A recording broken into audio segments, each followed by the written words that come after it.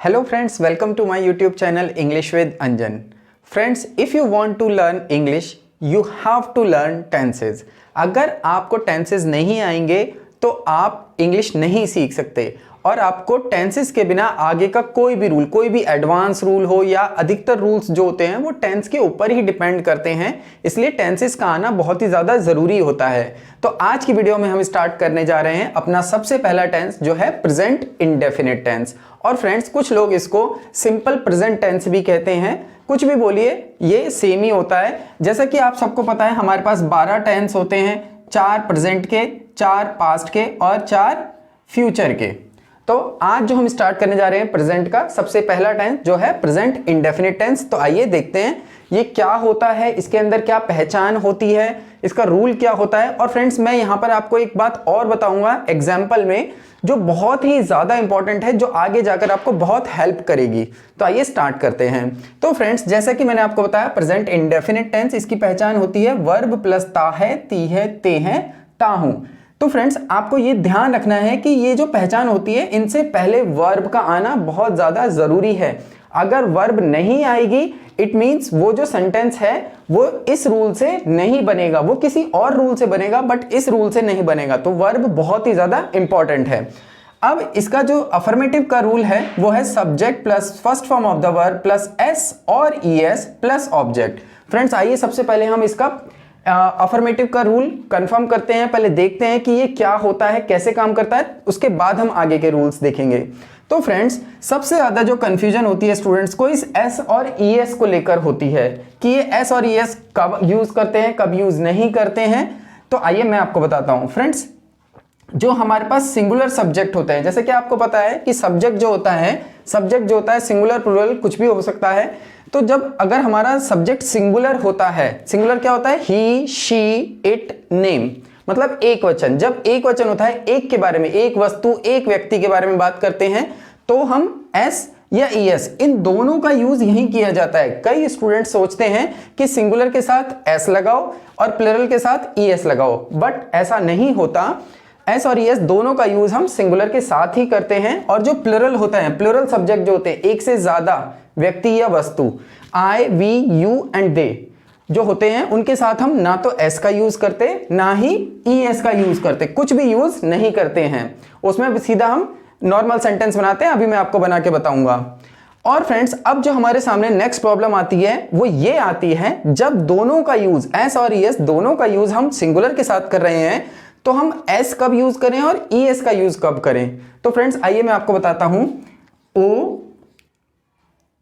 X, C H, S H and double S, ये 5 जो words हैं, ये जो 5 लेटर्स हैं हमारे, अगर वर्ब के एंड में जो हमारी वर्ब होगी, क्रिया होगी सेंटेंस की, उसके एंड में इन पांचों में से कोई भी लेटर आ जाता है तो हम क्या यूज करते हैं, ईएस का यूज करते हैं। और अगर इन 5 के अलावा कुछ भी आता है, अदर्स कोई और लेटर आता है, तो हम किसका यूज करते हैं, एस का यूज करते हैं। तो आप हमेशा याद रखिएगा एस का यूज कब करते हैं और ईएस का यूज हम कब करते हैं।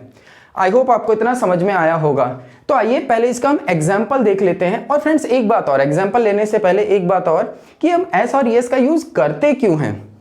तो फ्रेंड्स, क्या होता है, ये जो रूल है, जैसे कि इसमें आपने देखा कि एस और ईएस सिर्फ सिंगुलर के साथ यूज हो रही है, प्लूरल के साथ यूज नहीं हो रही। क्यों ऐसा होता है, क्योंकि जो वर्ब होती है, कोई भी क्रिया जो होती है वो अपने आप में प्लूरल होती है। जैसे वर्ब है प्ले, खेलना, ये अपने आप में प्लूरल है।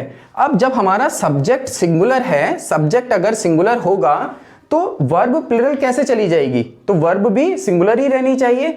तो उसको सिंगुलर बनाने के लिए हम एस और ईएस लगा देते हैं। एस और ईएस लगाते ही वो वर्ब जो होती है वो भी सिंगुलर हो जाती है। प्लूरल में किस लिए यूज नहीं करते, क्योंकि वर्ब अपने आप में प्लूरल है, और जब सब्जेक्ट भी प्लूरल है तो हम एस और ईएस क्यों लगाएं, तो दोनों प्लूरल हो जाते हैं, तो सेम कंडीशन आ जाती है। आई होप आपको समझ में आया होगा एस और ईएस का यूज किया क्यों जाता है। तो आइए इसका एग्जाम्पल लेते हैं। अब जैसे फर्स्ट एग्जाम्पल इज वह खाना खाता है। सबसे पहले देखिए पहचान आ रही है, ताहे तिये ते हैं, क्रिया क्या हो रही है, खाने की, ये वर्ब है। वर्ब का आना बहुत ज्यादा इंपॉर्टेंट है फ्रेंड्स। तो वह खाना खाता है, अब यहां पर सब्जेक्ट क्या है, ही, वर्ब क्या है, खाने की, ईट। अब देखते हैं यहां पर SEIS आएगा या नहीं आएगा, या क्या आएगा, एस आएगा या ES आएगा। तो सबसे पहले हम देखेंगे सब्जेक्ट को। सब्जेक्ट क्या है? ही क्या है? सिंगुलर है। सिंगुलर के साथ S और ES का यूज किया जाता है। वर्ब में यूज करेंगे, यहां पर वर्ब के बाद यूज करते हैं S और ES का। कई लोग कहीं और भी लगा देते हैं, नाउन में, प्रोनाउन में, किसी में भी लगा देते हैं, ऐसा नहीं होता। क्रिया में आती है, देखिए रूल में भी क्रिया के बाद ही लिखा हुआ है।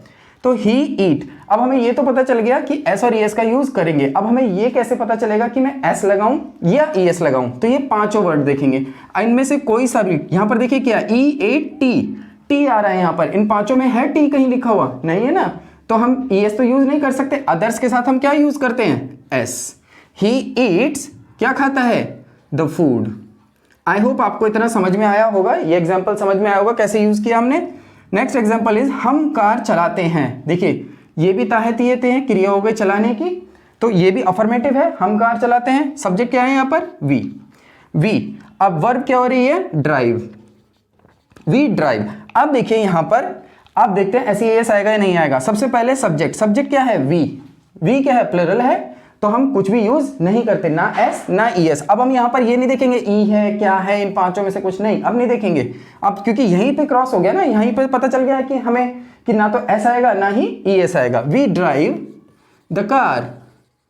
आई होप आपको ये दोनों एग्जाम्पल समझ में आए होंगे। अब फ्रेंड्स, अब लेते हैं हम नेगेटिव की बात। अगर आपको नेगेटिव समझ में आ जाएगा तो इंट्रोगेटिव एंड WH फैमिली ठीक से समझ में आ जाएगा।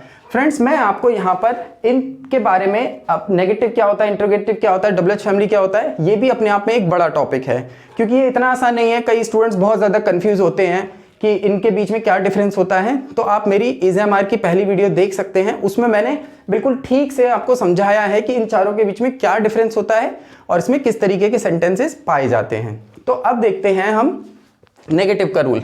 तो नेगेटिव का जो रूल है, सब्जेक्ट प्लस डू और does plus not plus verb की फर्स्ट फॉर्म प्लस ऑब्जेक्ट। अब यहां पर सिचुएशन आती है, अब हमारे पास दो हेल्पिंग वर्ब है, डू या डज। दो नहीं है, दो में से हमें एक को ही यूज करना है। अब हमें कैसे पता चलेगा कि हम डू लगाएं या डज लगाएं? ये मैं आपको यहीं पर बताता हूं कि हम डू का यूज कहां करते हैं और डज का यूज कहां करते हैं। तो फ्रेंड्स, जो सिंगुलर है ही शी इट नेम, इसके साथ हम डज का यूज करते हैं, और जो प्लरल है आई वी यू दे, इसके साथ हम डू का यूज करते हैं। अब फ्रेंड्स क्या होता है, स्टूडेंट्स कंफ्यूज होते हैं डू कब यूज करें, डज कब यूज करें। तो आप ऐसे याद कर सकते हैं, देखिए जो सिंगुलर है जिसमें एस या ES आ रहा है, तो जो डू या डज में से ES वाला है डज, वो भी सिंगुलर के साथ ही आ रहा है, और जिसमें ES नहीं है, बिना ES के है, वो प्लरल के साथ आ रहा है। तो आप ऐसे करके याद कर सकते हैं, जिसमें ES आता है, जिसमें अफर्मेटिव में सिंगुलर में ES आता है, वही उसी के साथ डज लगाते हैं और दूसरे के साथ डू लगाते हैं। तो फ्रेंड्स आइए अब हम इसका रूल देखते हैं, subject plus do does plus not plus verb की फर्स्ट फॉर्म प्लस ऑब्जेक्ट। और ये चारों रूल, ये जो आपका नेगेटिव, इंट्रोगेटिव और WH फैमिली है, ये बिल्कुल एक जैसे होते हैं। इनके बारे में मैंने आपको पहले भी बताया था, इनके बीच में क्या डिफरेंस होता है।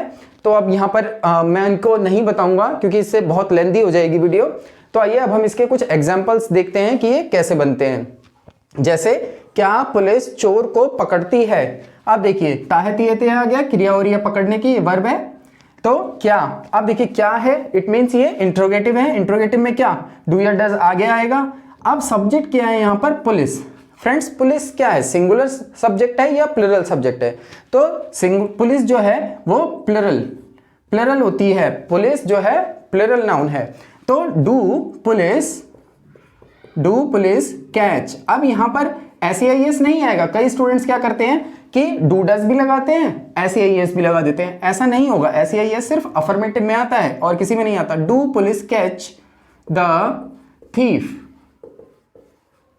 थीफ। अगर हम एक पुलिस वाले के बारे में बात करें, एक पुलिसमैन के बारे में बात करें, तो वो सिंगुलर होगा, तब डज आएगा। बट अगर हम सिर्फ पुलिस के बारे में बात करें, हम सिर्फ पुलिस बोल रहे हैं, तो वो प्लरल है।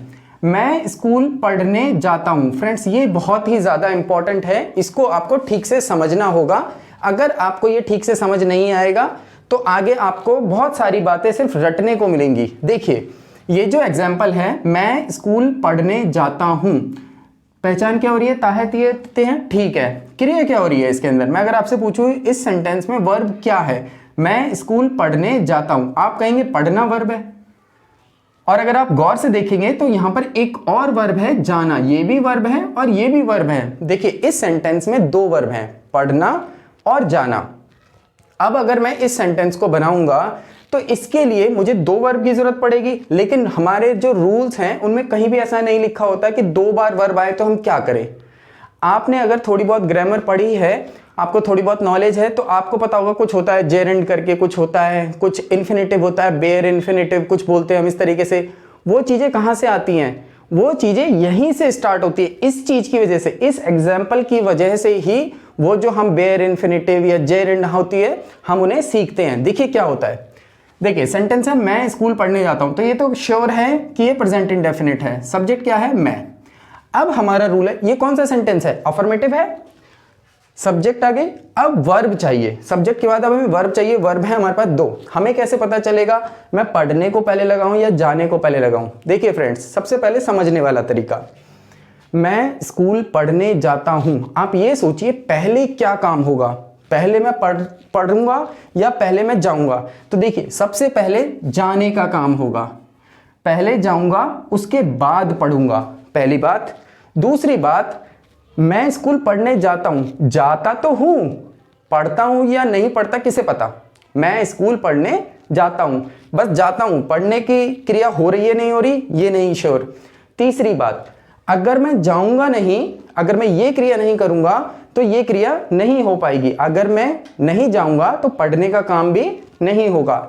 इन बातों से हमें क्या पता चलता है? इनसे हमें पता चलता है कि ये जो वर्ब है, ये जाने की जो वर्ब है ये मेन वर्ब है, और ये जो दूसरी वर्ब है ऐसे ही है, ये बस साइड रोल है इसका। ये अभी क्योंकि वर्ब ये है ही नहीं अभी। अब ये तो हुआ समझने वाला तरीका, अब थोड़ा सा बस जुगाड़ वाला तरीका। स्टूडेंट्स को जुगाड़ ज़्यादा पसंद होता है, तो आपको ये याद रखना है हमेशा, जो पहचान के साथ, अगर किसी वाक्य में दो वर्ब आ रही हैं, दो या दो से ज़्यादा वर्ब आ रही हैं, तो जो उसकी पहचान होती है, पहचान के साथ जो जुड़ी वर्ब होती है वो असली वर्ब होती है, वही असली वर्ब होती है। हमारा कोई भी रूल हो, चाहे वो इंडेफिनिट हो, कंटिन्यूअस, परफेक्ट, कोई भी रूल हो, उसके साथ ऐसी है ये सारा हो, ING आ रही हो, थर्ड फॉर्म, सेकंड फॉर्म, जो भी आना होगा वो इसी मेन वर्ब के साथ होगा। ये जो दूसरी वर्ब है इसको बस हम उसके साथ जोड़कर रख देंगे, ना इसमें ऐसा आएगा, ना ES, ना सेकंड फॉर्म, ना ING, कुछ भी नहीं। देखिए कैसे, देखिए सब्जेक्ट वर्ब, वर्ब हमें पता चल गई मेन वर्ब क्या है, गो। आई के साथ ऐसे ES लगाऊं मैं या नहीं लगाऊं? आई के साथ कुछ भी नहीं आता तो कुछ भी नहीं आएगा। अब बस क्या करना है, दूसरी क्रिया को हमें टू के साथ जोड़ देना है। यहाँ पर आई गो टू, अब दूसरी क्रिया क्या है? पढ़ना, study. I go to study, कहां? In school. फ्रेंड्स आपको ये बात ध्यान रखनी है, जब भी दो वर्ब होंगी, जो दूसरी वर्ब है वो बस वैसे का वैसे ही रख देना है हम उसको, ना तो उसके साथ सेकंड फॉर्म, ING कुछ भी नहीं आएगा। अब जैसे कि मैंने आपको बताया था स्टार्टिंग में, आप जेरेंड सीखते हैं, आप इन्फिनेटिव सीखते हैं, वो क्या होता है? वो भी यही होता है। अब क्या होता है, कभी हम इस टू को हटाकर इसमें ING लगा देते हैं, स्टडिंग कर देते हैं। कभी क्या होता है, कुछ भी नहीं आता, दो वर्ब सीधे सीधे जुड़ जाती हैं बिना टू के या बिना ING के, तो उसी को तो हम जेरेंड या इन्फिनेटिव में जाकर सीखते हैं। और वो क्यों सीखते हैं? इस वजह से, जब भी दो वर्ब एक साथ आ जाती हैं किसी भी सेंटेंस में तो उन्हें हम कैसे बनाएं। बट आज हम बेसिक, अभी हम टेंसेस कर रहे हैं, अभी हम बेसिक कर रहे हैं, तो अभी जो मैंने आपको बताया बस आप इसको टू से जोड़ दीजिएगा। पहली क्रिया को दूसरी क्रिया से जोड़ने के लिए टू का यूज कीजिएगा। यहां पर बेसिकली आगे जाकर आप जब चीजें और सीखेंगे, जब हम थोड़ा सा एडवांस सीखेंगे, तब हम इसको बदलेंगे, चीजें बदल जाएंगी और नई चीजें भी सीखेंगे। तो फ्रेंड्स आई होप आपको ये पॉइंट समझ में आए होंगे और ये एग्जाम्पल भी आपको समझ में आया होगा। अगर डबल वर्ब वाला आता है सेंटेंस तो उसे कैसे बनाना है। तो फ्रेंड्स आई होप आपको ये रूल समझ में आया होगा और आपको SES, डू, डज, ये कंफ्यूजन अब आगे जाकर नहीं होगी। और फ्रेंड्स क्या होता है, ये मैंने अभी आपको बेसिक इंडेफिनिट कराया है, इसके अंदर कुछ पॉइंट्स होते हैं जिन्हें हम याद कर सकते हैं, उनका रट्टा लगा सकते हैं, जिससे हमें पता चल जाता है कि इस सेंटेंस को प्रेजेंट इंडेफिनिट से ही बनाना है। बट वो मैं अभी आपको नहीं कराऊंगा, उसको हम तब करेंगे जब मैं आपको एडवांस इंग्लिश कराऊंगा। अभी मैं आपको बेसिक बता रहा हूं, आप इस बेसिक को ठीक से समझिए, जब एडवांस में जाएंगे तब मैं आपको उसके बारे में बताऊंगा। तो friends if you like my channel, if you like my videos, आपको अगर कुछ सीखने को नया मिल रहा है तो please like, share and subscribe. So that's it for today. See you in next class.